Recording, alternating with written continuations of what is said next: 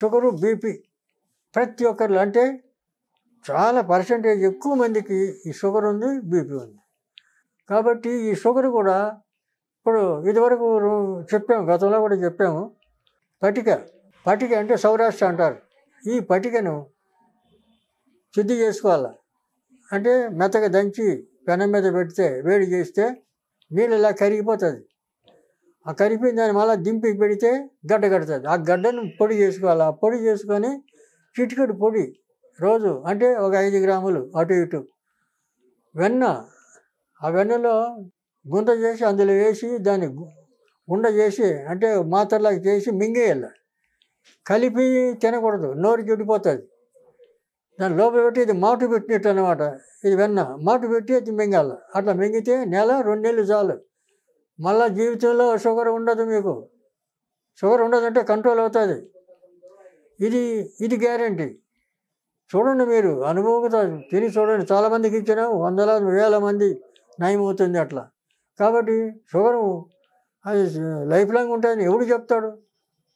Life long ఏమి ఉండదు, ఇది వాడండి. లేదా దానికి మళ్ళీ కొన్ని ఈ దినుసుల చెట్ల మూలిగా దినుసులు కొన్ని ఉన్నాయి, దాంతో క్యాప్సూల్లో పెట్టి ఇస్తాం. అది కూడా వాడచ్చు, దాంతో కూడా తగ్గుతుంది. కాబట్టి తగ్గదు అనేది క్వశ్చనే లేదు. ఏ రోగమైనా తగ్గుతుంది. ఆయుష్ అనేది ఉండాలి. మనిషికి ఆయుష్ అనేది ఉంటే ఏ రోగం, క్యాన్సర్ కాదు, దాని తాత కానీ ఏదైనా తగ్గుతుంది. తగ్గడానికి ఆయుర్వేదంలో మందులు ఉన్నాయి, ఔషధాలు, కావలసిన మందులు A to Z ఆయుష్ను పోసేటివి ఉన్నాయి. ఎటువంటి ప్రమాదకరమైన వ్యాధి అయినా కూడా తగ్గడానికి అవకాశం ఉంది. ఇప్పుడు బ్రెస్ట్ క్యాన్సర్ అని మా దగ్గరికి ఎంతోమంది వస్తారు. ఏమీ లేదు, ఆ చెట్టు ఆకుతో తెచ్చి దాన్ని నూరి అందులో కాస్త నెయ్యి వేసి కలిపి నూరి ఆ గడ్డల మీద కడితే బ్రెస్ట్ క్యాన్సర్ కాదు, ఏ క్యాన్సర్ అయినా పోతుంది. కట్టాల తగ్గిపోతుంది.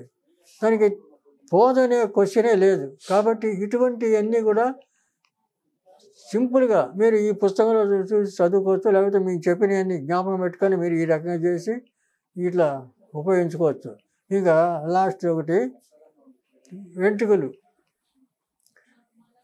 తొందరగా వెంట్రుకలు తెల్లగైపోతున్నాయంటే మన తినే పదార్థాల్లో కూడా కొన్ని దోషాలు ఉన్నాయి.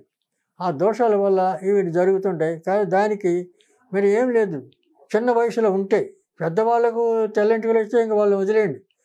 చిన్న వయసులో అంటే 20 తర్వాత, 30 తర్వాత, 40 తర్వాత వచ్చే వాళ్ళకి మాత్రం చెప్తున్నా. వీళ్ళంతా ఏం చేయాలా, ఉమ్మితాకు పచ్చి తెచ్చి నూరుకొని నెత్తి పట్టించుకోవాలి. రాత్రిపూట ఒక గుడ్డ చుట్టాలి. తెల్లవారి తలంటి స్నానం చేసుకోవాలి. ఈ రకంగా వారంలో ఒక 2-3 రోజులు, లేకపోతే ఒక వారం కంటిన్యూగా చేయాలి. ఇట్లా చేసుకుంటే వెంట్రుకలు రాలిపోవు.